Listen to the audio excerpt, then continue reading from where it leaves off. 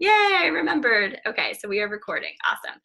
Okay, so this week we are talking about fueling and we are talking about hydration. And one of my major goals for you guys when you graduate from this boot camp is I really want you guys to feel like you have a race day strategy.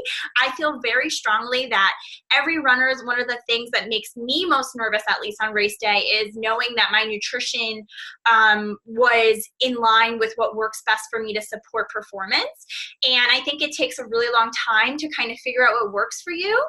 And even when you know what you're doing, like even when you have the information that we're going to go over today, it still takes a lot of practice. So I want you guys to remember that you can't just kind of blindly like jump into this and be like, oh, Serena said this works, and do it, because every single person going to react differently. And we're going to talk about, different amounts of carbs to be taking in, different types of carbs that we can take in during our fueling. And I just want you guys to be aware that you really do need to practice what works best for you. So reminder number one is that this week your homework is going to be posting somewhere public. So whether it's Instagram or on your Facebook, so not within the group, with hashtag 30DayAthlete, either like a picture of your water bottle, of you hydrating, of you fueling, a picture of your fuel, whatever it is. So I just wanted to remind you guys it has to be in a public forum, although you're welcome to also post it within the group because that's really fun. And then, so let's get started.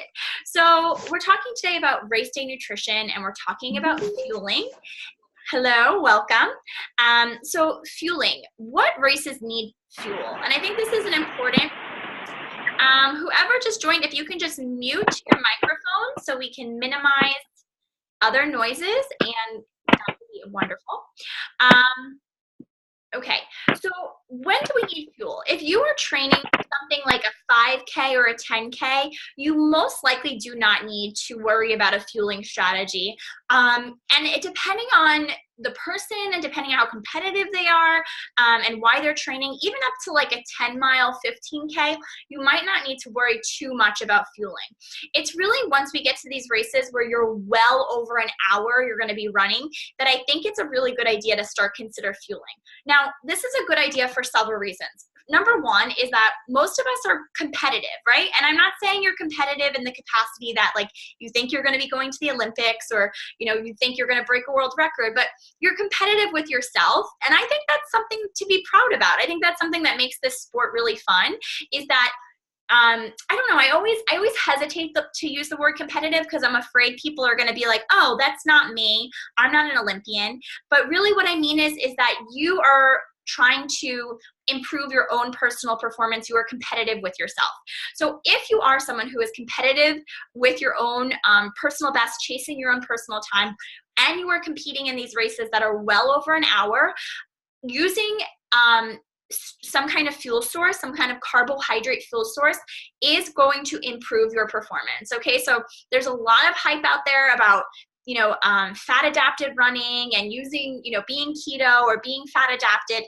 And we're going to talk about that during this session tonight, but I just want to be like very clear that the science very clearly says that if you are someone who is worried about performance, then you need to take in carbohydrate. Simple, quick carbohydrate while you are fueling this 1 hour plus event is going to be linked with feeling faster, feeling better, having less perceived effort, okay? Because there's kind of two things going on when we're running really hard and we're running for over an hour. Our central nervous system, like our brain, literally gets fatigued. Like, and I don't know if you guys have experienced this before, where you'll be on a long run and like you're trying to figure out like what was your split, or do some kind of math, or do some kind of like basic like addition in your head, trying to figure out how many miles do I have left. And you kind of lose like your ability to do those simple mathematical skills. I don't know, I've had this experience before.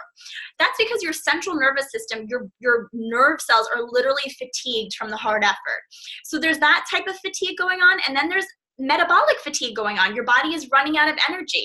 Your liver stores sugar, your muscle stores sugar. And as we breach this 45, 60-minute window of exercise, we drain our liver of all its stored sugar, and we start to tap out the sugar stored in our muscles. So our body actually needs that to be replenished in order to feel sharp and to not feel so fatigued. So for my people that are worried about PRing, getting a best time, taking in sugar during a run is a good idea. Now, people that are like, oh, I'm a fat adapted runner, I'm a ketogenic runner, I am not here to poo-poo that. It's not what I'll be teaching tonight, but my thoughts on that is that people are so afraid of carbohydrates. And I have to say, when I work with clients, the issue so many times, whether it's performance or fat loss, is that people are low carbing too hard. Like they think they need to low carb lower, but actually they need to add in carbohydrate. And a lot of times people are having issues with performance, having issues with feeling dizzy or unwell during training, having issues with losing weight. It's because they are restricting carbohydrate. They're having these binge episodes. They're not feeling well. Their body isn't hydrating because we need sugar to help with hydration. And it can all be relieved just by adding some carbohydrate into our diet. So we are going to be mindful that when we are fueling with sugar, like this counts as sugar, like we are eating food at this time. And we have to remember something. Remember we talked about that when you're eating sugar, the time that your body is most receptive to taking sugar in is before a workout, because you're going to burn it during the workout. Your muscles will be asking for sugar during the workout. And then after the workout, your muscles, your cells are asking for sugar. It will burn through that sugar quickly. Well, that also applies to that middle range there when you're actively working out. Your body is looking for sugar. So if you follow the guidelines that we're going to discuss tonight, you're not going to accidentally take in so much sugar that your body's going to all of a sudden start switching into fat burning mode while you're running, or fat storing mode while you're running. You're going to stay in this energy burning mode, and you're not going to be contributing to, insulin resistance, diabetes, all these issues that these fat adapted people worry about, because you're not taking in too much carbohydrate. You're taking in the perfect amount to fuel that activity. Okay, let's see. Inez. When we take in sugar, how long does it take to get the energy from it? That's a great question. So when we're going to talk tonight about the simple carbohydrates versus the starchy carbohydrates, and depending on which one you choose will change how long it takes to get the energy. So we're going to answer that question as we go through tonight's material. But thank you for asking. That's a really good question. Okay. So now that hopefully I've convinced you that it's a good idea to take carbohydrate in while you're fueling, and it's a good idea to take in sugar while you're fueling for races that are over 60 minutes, why don't we talk about the two types? And this is the question that Ines just asked. Basically, we have our simple or our quick carbohydrates. And these come from things that, like, a lot of times people will be avoiding usually in like day-to-day life. So something like Jolly Ranchers or like candy, like Starburst, that's a simple, quick carbohydrate. A healthier choice would be like dried fruit, raisins, cranberries. Okay, those dried fruits pack a lot of simple sugars quickly. Juice, again, simple sugars quickly. Your sports drinks out there on the market like Gatorade, simple sugar that you can take in very quickly. And then things also like pretzels or crackers, those also could be simple sugars. Although personally, I've found that my mouth is so dry when I'm running that if I was to try and eat like pretzels or rice crackers or something, I gag. So I don't recommend that to anyone. I think that's a terrible idea. But something like dried fruit generally works really well, or some kind of juice. And then I have some recipes in your recipe guide, your fueling guide this week, with some homemade fuels, but then also some recommended energies like Tailwind is a really great source of simple carbohydrate. Okay, and the thing I really like about Tailwind is that it also has the electrolytes in there to help with hydration, especially for those of you who live in hotter climates where you're sweating a lot. And again, we're going to talk about hydration later. So simple carbohydrates, basically, maple syrup would be a simple carbohydrate. Honey would be a simple carbohydrate. Thank you. Those are good suggestions. So basically, if you're choosing to do the simple sugar route, what you would want to do is you have two choices. You can eat your, perfect formula snack that we've talked about during the webinar. You can eat your race day snack, 1 to 2 hours before your race. So you're getting a lot of carbohydrate in that snack and you're getting a little bit of protein. And then you can go into your race, and at the 45-minute mark, which is about when your liver starts to get drained of all that stored sugar, you start taking in your simple carbohydrates every 20 to 30 minutes. Okay, so again, we're talking about like a little bit of a gel if you're using a gel, or if you're talking about maple syrup, a little bit of maple syrup, or if you're taking dried fruit in, a handful of dried fruit. We're not eating like a big, huge meal, but every 20 to 30 minutes, you want to just top off your stores. And that's written in your fuel guide. It says to just take in the simple sugar every 30 minutes or so of activity after 45 minutes. So at 45 minutes, this is when our liver runs out of sugar, and this is when we start taking in our simple carbohydrate every 30 minutes or so. And basically you're taking in about 20 grams of sugar, which you don't have to worry about. If you're just taking in a gel, it's pre-measured for you. If you're following the recipe and the guide, it's pre-calculated for you. But you're taking in enough sugar just to kind of help your muscles get what they need to keep your blood sugar stable, so that you don't get that fatigue that we were talking about in the beginning of this lecture. Let me see if I have any other questions. Question as we go. Tailwind alone for a half or a full? Yes, you can do Tailwind as your sole source of nutrition. You just would want to start taking it in every after 45 minutes, every 30 minutes.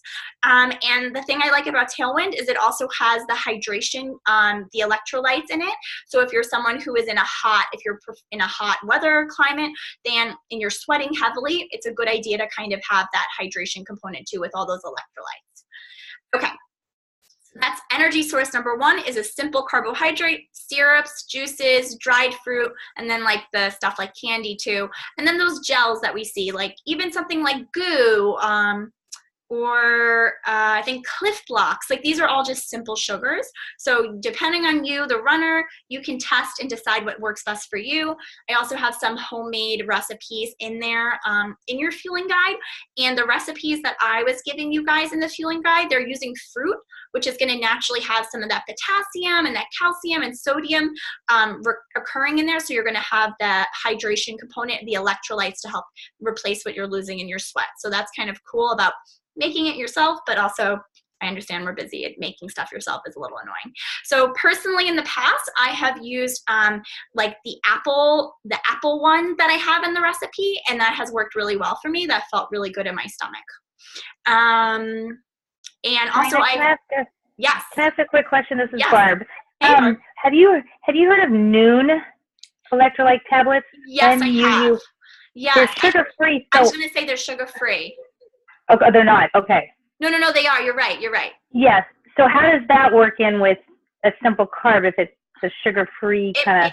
It's a hydration. So it's it's giving you those electrolytes, but not necessarily giving you the sugar. So it would work more so for like if you were someone who is running less than 60 minutes, but maybe you're really hot or you're sweating a lot, that could be a good idea to take in because you're replacing your electrolytes.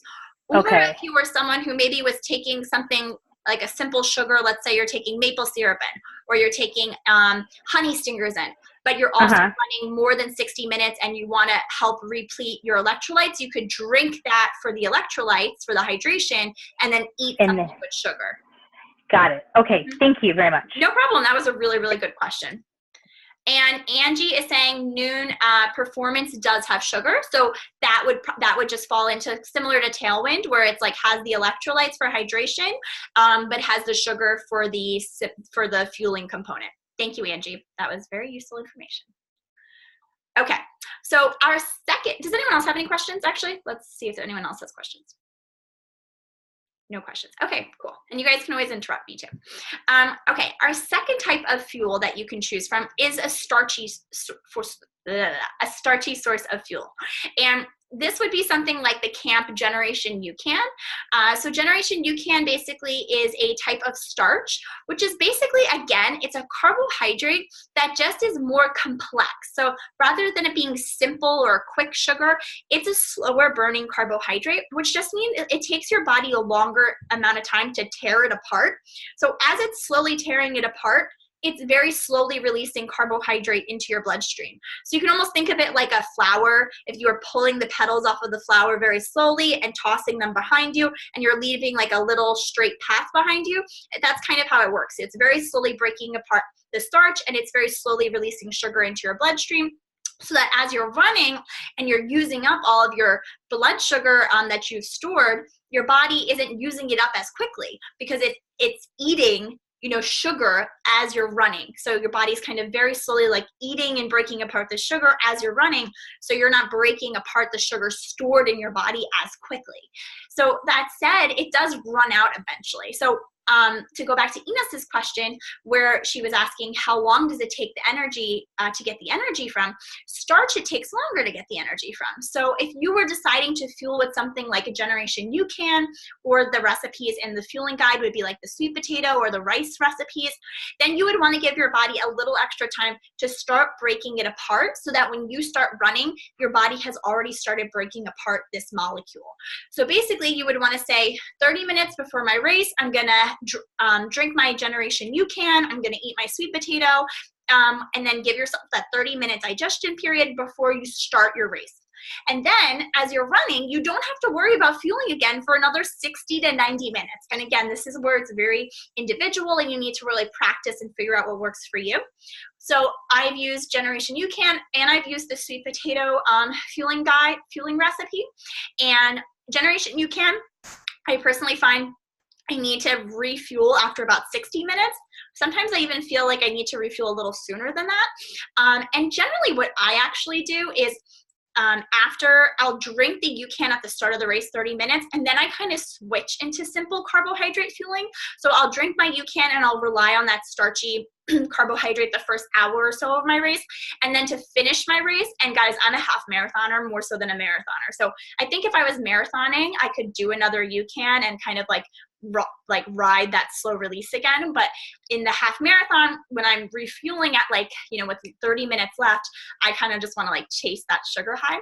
So then I'll usually take in simple carbohydrates. So I would take in some kind of dried fruit to kind of help finish off the effort. But if you wanted to stick with the UCAN, then you would do, after 60 to 90 minutes, you can just add less water and it turns into a gel, which is, I think, personally more convenient than carrying around the liquid. I've just never done that before, but I think a lot of you probably have, carried around the little thermoses and the hydration packs to fuel that way.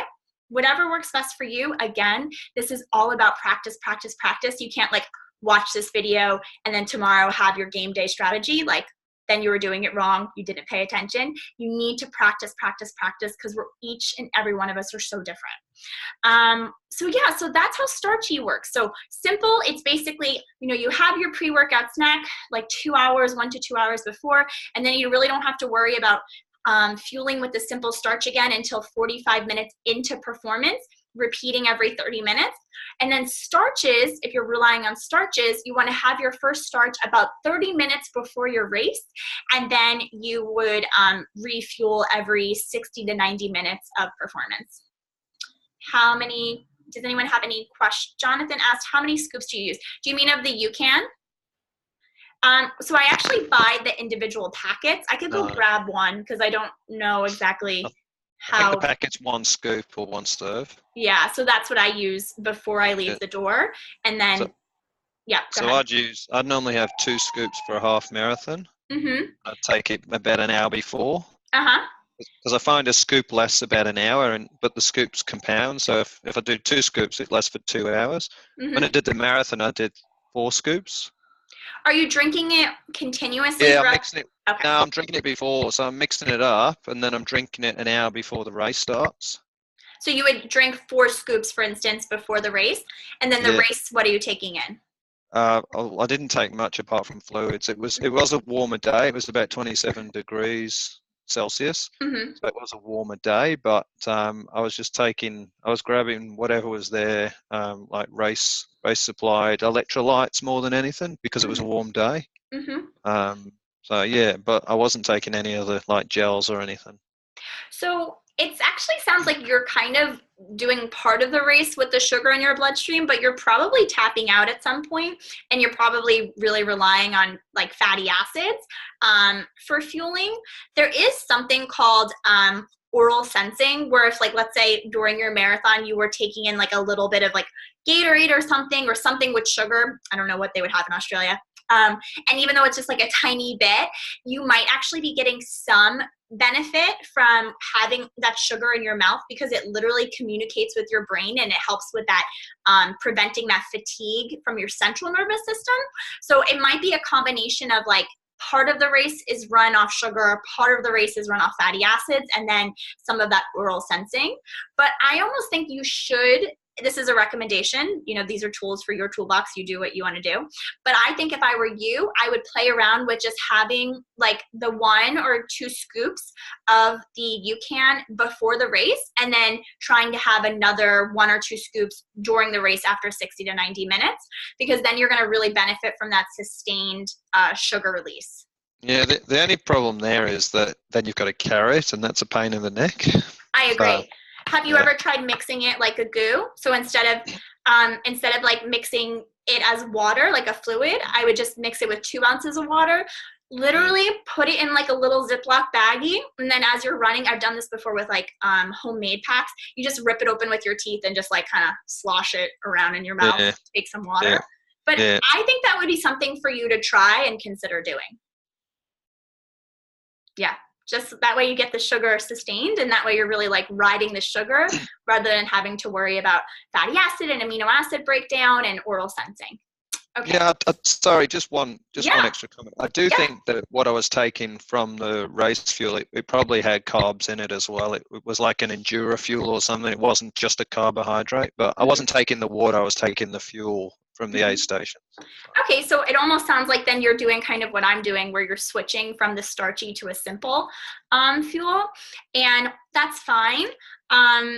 Of course, like it is nice, especially if you're doing a marathon, to maybe have it a little bit better planned, where you could say to yourself, instead of like waiting for the next aid station whenever it is, or you can be aware, obviously, you can say, okay, I'm going to be very intentional, where like after 90 minutes into my marathon, I'm going to now switch to either using another goo created UCAN where I'm going to last for 90 minutes, or saying I'm going to carry these simple carbohydrates with me, whichever you want to choose, and doing them every 30 minutes. So that way you can like really be intentional, and you can play around with it and figure out how it affects the way you feel and your performance.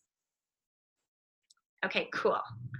Okay, so those are our two main carbohydrate sources. Is you need to kind of choose between starch, and you need to choose between simple sugars. I will say with starch, in terms of like, do I need a pre-workout snack if I'm going to use starch as my fuel? I personally find it too filling. Like if I was to have my pre-workout snack an hour or 2 before, then drink a UCAN 30 minutes before, I'm stuffed. Like that is uncomfortable for me. So I don't recommend doing that, especially since basically the point of that pre-workout snack is to have that slow releasing fuel in that first 45 minutes, and you're doing that by taking in the starch. So the perfect formula kind of becomes unnecessary if you're someone who is fueling your performance with a starch-based fuel. So I just wanted to throw that in there because I think that's important to know, because if you're someone trying to put all of the carbs in your mouth in the morning or whenever your race is, you might be like, I'm so full, I don't feel comfortable, and that's the last thing we want on race day. So speaking of that, we're going to talk about sensitive stomachs, and I feel particularly passionate about this because I had the most sensitive stomach all through high school, all through college, and it really messed me up. I think I was talking about it during the webinars part of this experience, where I lost a ton of weight, my body wasn't healthy, I wasn't performing well. And it was because I had to constantly skip meals in order to get through a run without having GI distress. So I had to figure out how to manage that, because I wasn't about to give up running, but I also couldn't just continue on being exhausted and napping all the time and not being a healthy person. So my tip to those of you who do have sensitive stomachs, who find that when you go running, you need to go to the bathroom, or your stomach is constantly hurting, or maybe you're you feel like you're overeating and you're uncomfortable the whole time you're running, is, again, you guys need to practice more than anyone, okay? So this whole idea of practice applies especially for those of you who have sensitive stomachs. So if you, that goes for everyone, but sensitive stomach people, you need to really figure out what works best for you. So I'm going to give you some tips. The days before a race, the 2 days before the race, I do a fiber fast, which basically I decrease my intake of fiber significantly, okay? So how much you need to decrease your fiber is gonna vary from person to person, because some people can take on more fiber and feel better than others. So again, this is a matter of practicing. But things I'll do is I won't have any super gassy or fibrous vegetables. So like I wouldn't have kale or Brussels sprouts or cauliflower, those cruciferous veggies, because they just take they have a lot of insoluble fiber in them, which make us go to the bathroom. So for 48 hours, I eliminate those from my diet. Something like iceberg lettuce or even some romaine lettuce. I don't stress about that if I'm having a little bit on a sandwich or something, but I really don't. My veggie-centric diet definitely decreases.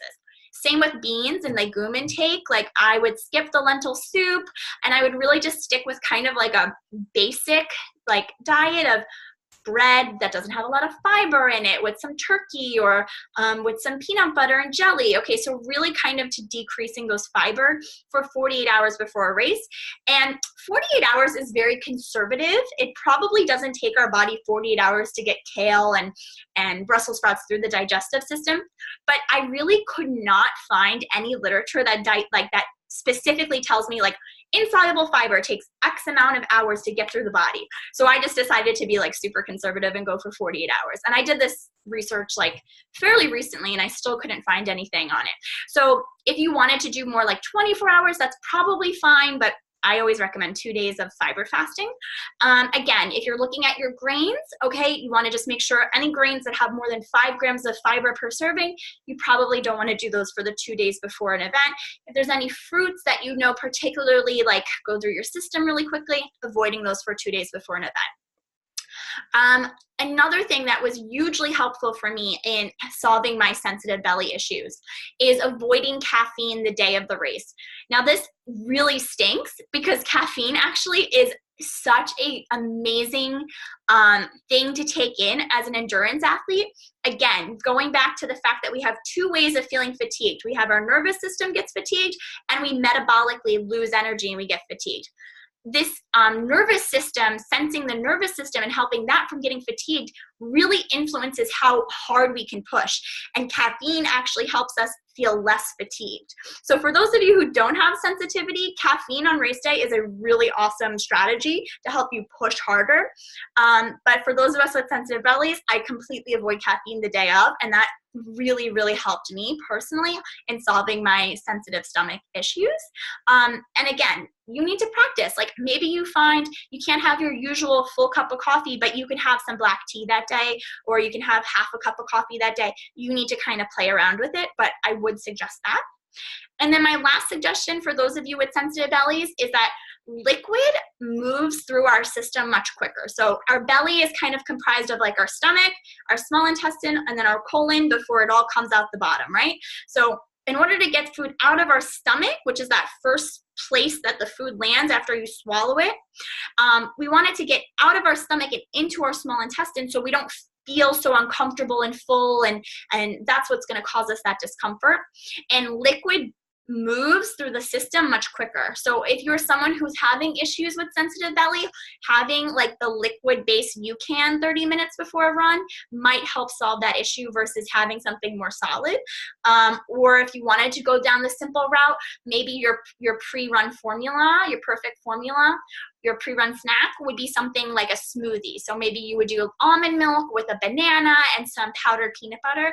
So you're getting it liquefied and your body has already started to break it down when you're eating it. And that sometimes can really help with sensitivity issues as well. Michael is asking, what are some examples of fiber? So examples of fiber would be legumes like beans and lentils, those gassy vegetables, so something like broccoli or kale or cauliflower, something that really makes you kind of gassy when you eat too much of it. And then grains that have more than 5 grams of fiber per serving when you're reading the label. And if you can't remember how to read your label, I encourage you to watch the first video again, and you can go to the end and you can learn how to read the label by watching that. So do any of you have questions about how to solve the sensitive stomach crisis? I really understand your pain, so don't feel shy to ask if you have any issues. This is Kristen.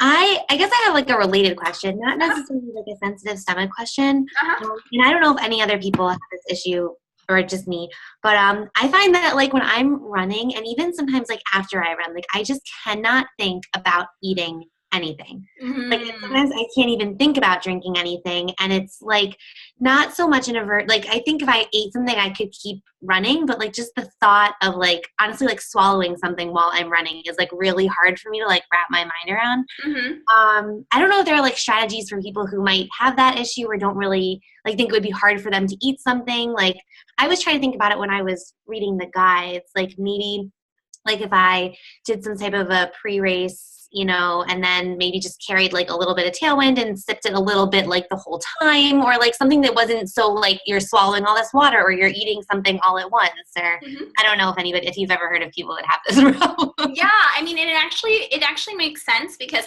when we have our nervous system is parasympathetic, which is like our calm, chill, like hopefully right now we're all in parasympathetic mode, and then sympathetic mode, which is our like a lion is chasing us, we're scared. And that's what's happening when we're running. And this is why sensitive stomach happens, is because our body isn't prioritizing blood flow and therefore like proper function of your GI system, because it thinks it's being chased by a lion. So all of the energy, all of the blood is going to our vital organs so that we can run as fast as we can away from this stress, which is why your body doesn't feel hungry, because your body's stressed out. So it's totally normal. And you kind of just solved your own issue. So what I would recommend is definitely make sure you're having some kind of pre-race, formula snacks where or even having like the UCAN. So that way for the first 60 to 90 minutes of the run, like you kind of took care of fueling just before you even ran at all. So I think that could be a good idea. And then going back to that oral sensing, a strategy you could use is you could, when you're out on the course, if they have aid stations or if you wanted to carry it yourself, you can just kind of swish something with sugar in your mouth for 5 to 10 seconds and then spit it out. And again, that actually helps with your central nervous system not feeling so fatigued. What distance are you usually running, Kristen? I'm training for the half right now. So, okay. And I think part of the reason why I felt so bad in like the other half is I didn't take anything. So I had like a little bit of, I don't even remember what I ate that morning, to be honest. But then like around like mile 7, like I did the whole thing without really eating or drinking anything. Yeah. And then around, like halfway through it was not great. I think for you, it would be worth trying the Generation UCAN. So that way for 60 to 90 minutes of that race, like you have sugar in your system. We don't have to even worry about it. And then towards the end of the race, you can either, carry your own, like some kind of goo or gel or something and just like stick it in your mouth and just spit it out. Or you can just grab something on the aid station and stick it in your mouth, swish it around for about 10 seconds and then spit it out. And that could be helpful. Or again, sometimes practice. So maybe you carry some Tailwind with you and you just try during your training runs right now, come 60 minutes, you start taking tiny little sips and see if maybe you can develop the ability to tolerate nutrition better. I think both of those strategies would be worth looking into. Cool. Thank you. No problem. That was a good question. Michael's the same as you, Kristen. So. Oh, and Michael's saying after a run. So this is a good question. After a run, what if you have an aversion to food? And again, this is common because your body is stressed out. So your body is not thinking about a steak dinner. Your body is terrified, right? It thinks it just ran from danger. So your belly is not getting adequate blood flow to digest food.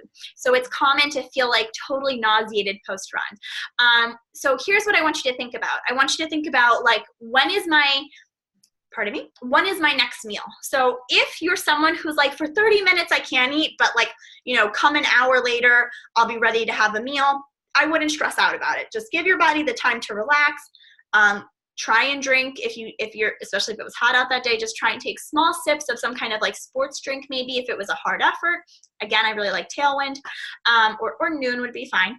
And then if you were someone though who maybe is doing 2-a-days, like maybe you're someone who's exercising in the morning and at night, or if you're someone who just did a really hard effort, like you were just out for over an hour and a half, maybe you just did an intense workout, it is a good, and especially if you're really not going to be able to eat for a while, like you've had this before, you do not tolerate nutrition, I think a really good idea would be to have a smoothie. Okay, so have some kind of, we're going to talk about post workout nutrition recovery in week 4, but sneak peek, I think it's really important that you get that 20 to 30 grams of protein in post hard run or post workout with that carbohydrate.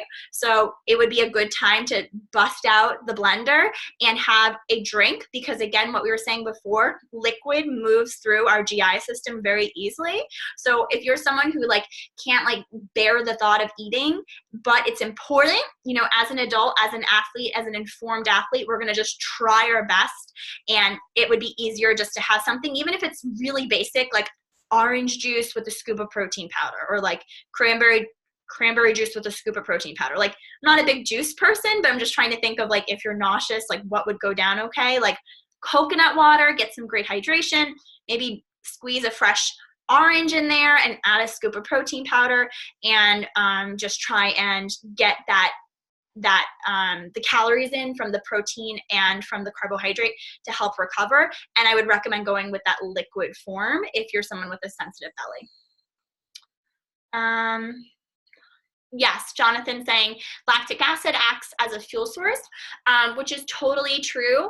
It's just, if you are someone who's like regularly working out hard and then post-workout you're missing out on that chance to heal better, I just think it's worth looking into and trying to have the carbohydrate with the protein post-workout, and just seeing if a smoothie would go down okay. It's just something to explore. Again, this is all tools for your toolbox. You guys can figure out what works best for you, but I want you guys to leave this boot camp being informed athletes. So that is my advice. Okay, so any other questions about sensitive bellies, about fueling with simple or starchy carbs? Okay, so we're going to talk next about hydration. So hydration is, yeah, Jonathan always has a smoothie. Good job. So hydration is really important, especially for those of you who are running in hot conditions, right? This is pretty obvious. If you're someone who lives in Florida, or if you're someone who is maybe training for a race that is going to be in a hotter temperature, it's really important that you dial in on your hydration and stay ahead of it. So the guide is pretty clear cut as to what to do, but we'll just go over it briefly. Basically, on a day when you're going for a long run, okay, try and make it like an hour-long run, but you know, whatever is your longest run.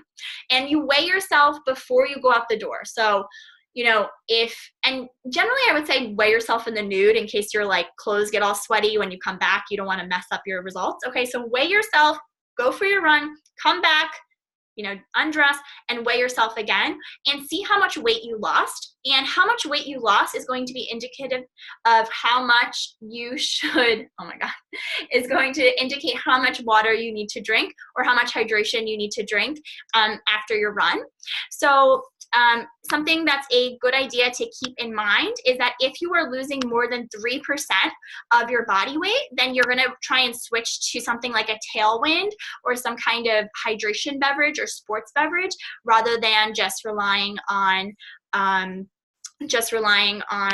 sorry, I just lost my screen, relying on water. If you're losing less than 3% of your body weight, then what you can do is you go for a run, you lost a pound. Every pound of fluid you lose, you need to replace with 2 cups of water. I'm actually realizing as I look at Jonathan here that I should probably have stuff in kilograms as well. And okay, yeah, maybe I should do that. Okay, I'll put that as a note to do for next time. But anyway, for every pound you lose, you want to replace it with 2 cups of water. So you lose 2 pounds, you need to replace it with 4 cups of water. Now, what you could do, so Jonathan in the chat says, it was 114 last week, and Michael says it's -3, which is pretty funny. Yeah, it's like feels like -3 here in New York as well. So if you are taking in this fluid, how do we replace it? Okay, so let's say we need to replace 4 cups of fluid because you lost 2 pounds on your run. Then what you'd want to do is you'd want to say, I need to add 4 cups of fluid during the day. You could say to yourself, during my run, I'm going to drink 1 cup of fluid and then add the other 3 cups throughout the day, maybe before your run or after your run. Or you could say, I'm going to drink all 4 cups during my run. You can figure out how to kind of divide it. But on average, you probably would tell yourself, okay, I need to increase my water intake by 4 cups because when I go out for this hard effort, I'm losing about 2 pounds. So that's pretty straightforward, but you guys also can just monitor your urine. If your urine is dark in color, you need to increase your fluid intake. If your urine is pale in color, you're probably doing a good job. Yeah, do you guys have any questions about hydration? We're all good in the hood. Okay, cool. Okay, so I wanted to talk about caffeine, but we already kind of mentioned that. Caffeine can be really great for helping to stimulate our central nervous system so we don't feel so fatigued. Recommendations would be about 1.5 milligrams per pound of body weight. And so just for reference, a cup of coffee usually has about 200 to 300 milligrams of caffeine. So for most people, we have a cup of coffee, 8 ounces of coffee, right? Not like an American cup that's like the jumbo size. You have 8 ounces of coffee, you're probably good to go in terms of getting your pre-workout caffeine. And I would recommend, for those of us who don't have sensitive stomachs, taking that in 45 minutes before your workout. And then during your workout, if you want to continue fueling with caffeine, taking in about 35 milligrams every half an hour after 45 minutes. Okay, so again, we're kind of going back to that simple strategy, that simple carbohydrate strategy is a good idea. And again, this requires practice. Okay, and then oral sensing we talked about a bunch of times. Basically, it's another way to trick your brain into not feeling tired. You take something sugary. Okay, so it could be anything like on the course that they're handing out, even if you've never practiced with it before. It kind of doesn't matter because the idea of it is you put it in your mouth, you swish it around, ideally for like 10 seconds, and then you spit it out. And there's actually enzymes in our mouth that are breaking down carbohydrate. And so as soon as those enzymes like get activated, your brain gets this signal that there's food and you feel less tired. So it's not very like well understood, but it's pretty cool, especially for someone like Kristen who's having trouble taking in fuel. It's kind of a way to help your body feel fueled without even having to bother your stomach with the act of digestion.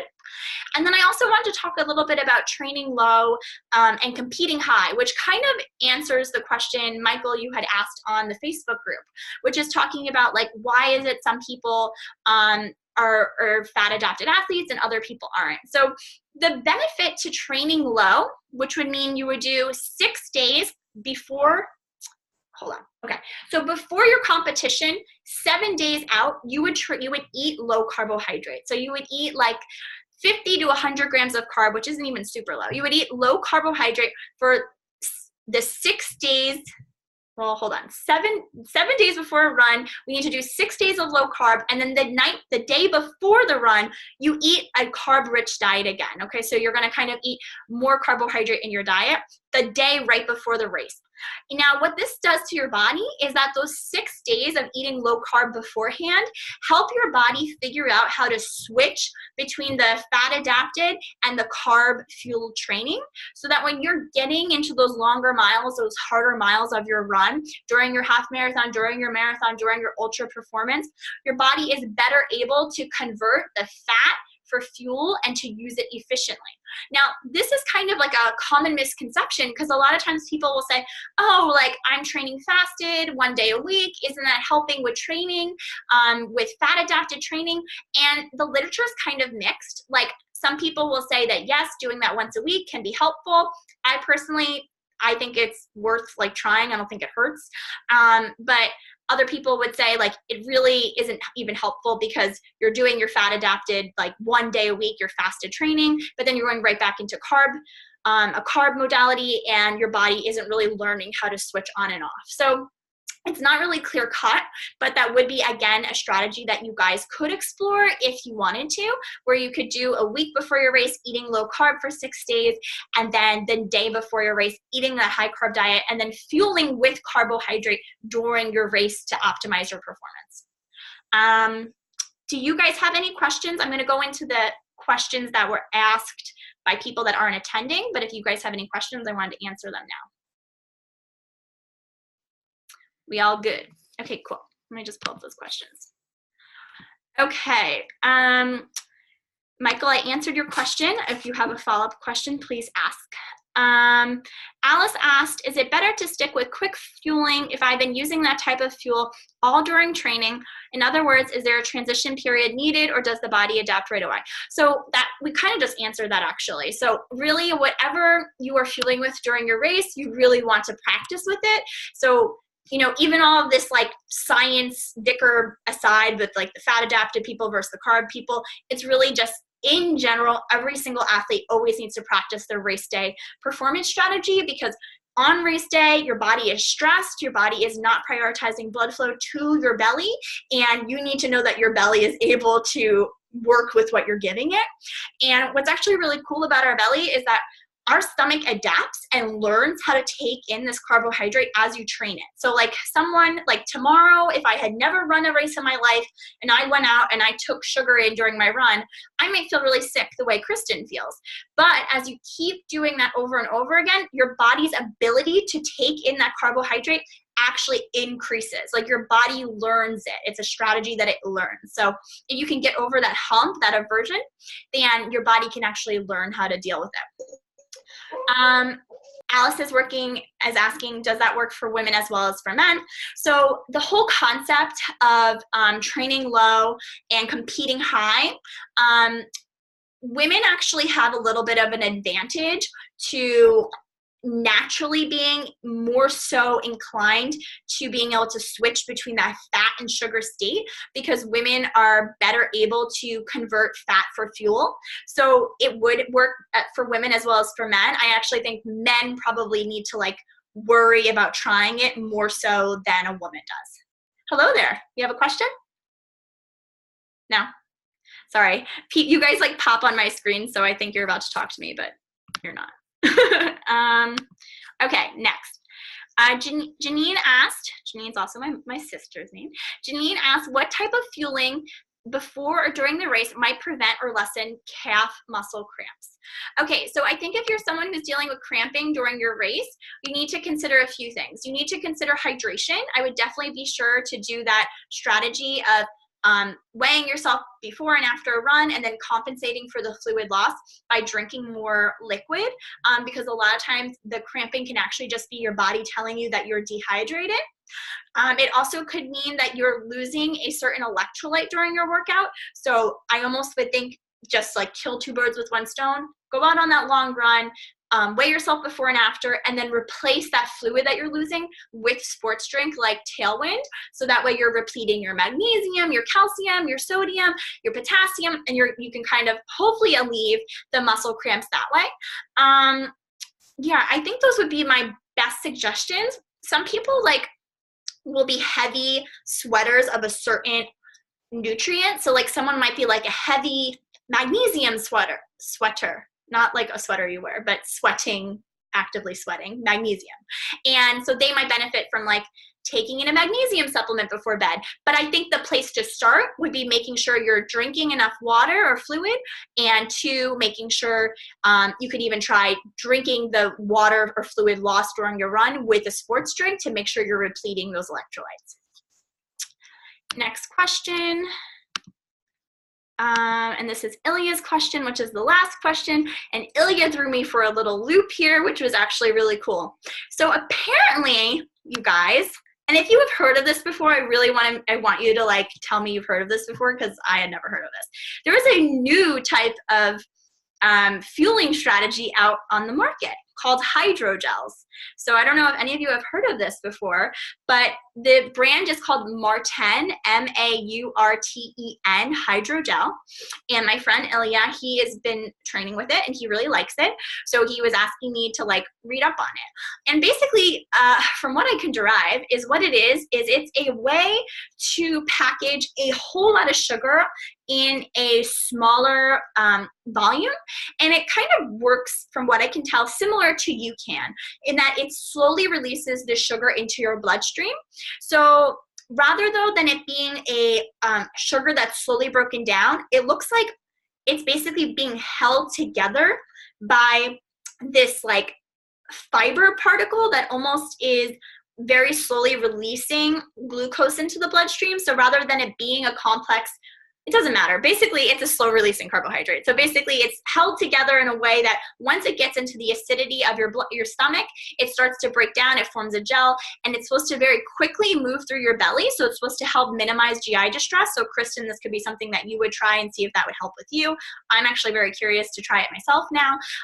But basically, it's a structure that is going to gel once it hits your stomach. It's supposed to move quickly and efficiently through your belly so you don't feel upset, your stomach doesn't get upset, and it slowly releases a combination of glucose, fructose, and sodium into your bloodstream. So it helps replace the salt loss, but also it's giving your body 2 sources of sugar, which is common in these gels, but that's kind of cool because it helps our muscles absorb the sugar a little bit better. And so there's 2 types of this gel, this Maurten hydrogel. There's a 160 milliliter type and a 320 milliliter type. And I will tell you guys, just in case you're wanting to try this, is that unless you're like an ultra marathoner, so someone who is like running for greater than 4 hours, you probably don't need the 320 milliliter type because that is giving you 80 grams of carbohydrate in a serving. And that actually is a lot. Like that would be us exceeding how much we need during exercise. But the 160 milliliter package is giving you 39 grams in a pouch, and that would be awesome to get you through like an hour and a half of activity. So unless you're an ultra marathoner or training for these races longer than a marathon, or maybe if you're someone who's running a marathon and it's going to take you like over 4 hours, then maybe then you would want to experiment with the 320 pack. But hopefully if Ilya's watching, that answers his question. His question. Okay, so let's see. Julie, you've been using the hydrogel? Yeah, the little gel packs. It's called Maurten, M-A-U-R? Mm-hmm. Oh my yeah, God. it's the gel packs are experience? like the Maurten 100. Uh-huh. And I've been using that for I don't know, about a month or so. And I had time. You don't need water with it. It's kind of like fluffy jelly. Huh. Like it's got a really odd texture, but it's not unpleasant at all. Like it doesn't really taste like anything. Mm-hmm. So if you're just like taking little bits of it, you won't notice any flavor. But if you're somebody who like takes it all at one time, it'll kind of taste like a marshmallow. Interesting. So you're taking a little bit at a time? Yeah. Okay, and you're taking it over an hour? Like, when do you start taking it, and how long does it take you to finish the pack? I take it like a normal gel. So usually around like 40-45 minutes, I'll just sip, take a little bit until I'm done. Because if I shove it all in my mouth, it's not good. Okay, yeah. Wow, that's really cool. And you like it? I do. Oh my God, that's so cool. I'm really excited to try it. Ina said that's what Kipchoge used during Breaking 2 Project Race. Cool. Alice is asking, do you take it less often than 30 minutes? So my understanding was that it was to be treated more like a starch, so you wouldn't have to take it as often. But again, I think every person's different. You're going to play around with it as you see fit. But my understanding would be that you wouldn't have to take it every 30 minutes. It could be more like something, if you were to take the whole thing, it probably would last you the 60 minutes because it's slowly being released. But I think practice makes perfect. Ilya, if you have any follow-up questions. Yeah, for me in a half marathon, I'm good with one. Okay. And you said it's 100 milliliters. Mm-hmm. So that's actually not a lot of sugar you're taking in. Mm-hmm. Are you taking in anything else? No, I have my normal pre-run meal. Uh-huh. And then that's what I used in my last couple of longer half marathon distances, and I've just Is that what you used when you PR'd? It is. Oh my God, now I'm like all on board. Holy moly. Julie had a massive PR recently, so okay. Well, yeah, honestly, Alice, from what I could derive, it would be something you would need to take less frequently, but practice makes perfect. Everyone, all this information I give to you guys, I want you guys to practice it and realize that everyone's belly is going to react differently to these things. And I mean, even, guys, we all know as runners, like even the day, the weather, how you feel that morning, so many factors go into how you tolerate something and how you feel, unfortunately. So we can't control everything, but we can be as informed as possible. So No, thank you. This Yeah, is no Alice. That problem. was really interesting. I'm all for trying to find something that I have to take less frequently so I don't have to carry as much stuff with me. yes. So that's good.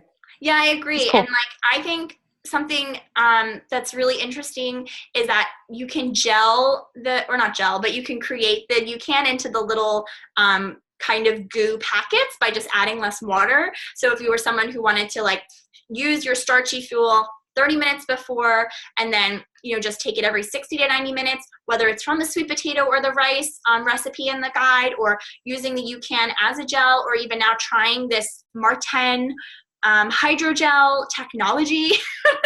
I'm really excited to try it, but I have a hard time recommending something I haven't done myself. Jonathan can't get it. It's hard to find. Okay, so Julie just said thefeed.com. They sell sports fuel, so all of us can go see if we can hit them up, get an Eat Like the Athlete, you know, fangirl group going on. Fan people, not girls only. Does anyone have any questions? Are we all good? Okay, so if you're watching the replay, then please feel free to email me or leave a question on the Facebook group. You are included in this discussion, even if you weren't able to attend live. I encourage you guys to be cool like Jonathan, who won a 30-minute consult with me just by participating in the homework and in the challenge. So make sure you do your homework this week, which is just kind of comment about an experience that you learned and what you're going to do with it, whether you're going to try the hydrogel or you're going to try fueling differently. Just write about it in Facebook. Make sure you're commenting on someone else's post. And then on your public Instagram or your Facebook, I want you guys just to talk about a hydration or a fueling strategy and use the hashtag 30day athlete, ATHLEAT, and you can hopefully win. You got good odds, right? So it's kind of cool. Thank you so much for your time. I appreciate it. And if you have any questions, just always tag me on Facebook. I love answering them. You guys light up my life. So thank you. Bye. Thanks, Serena. Good Thank you. night. Bye. Thanks, Serena. Thank you. Peace out. Bye.